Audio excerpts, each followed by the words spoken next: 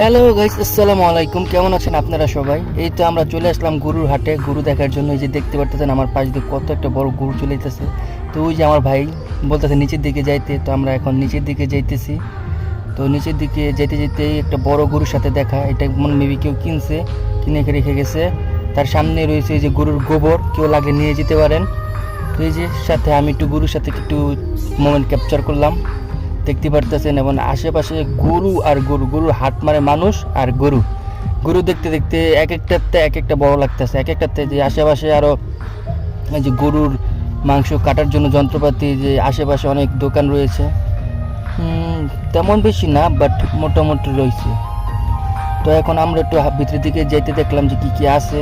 তো দেখলাম, তো উনি বলতেছে আখের শরবত খাবে, তো আখের শরবত খাইতেছি, রস সরি। তো উনিও নিছে, আমিও নিছি। তো দুজনে মিলে একটু চেয়ার্স করলাম এবং খাইলাম।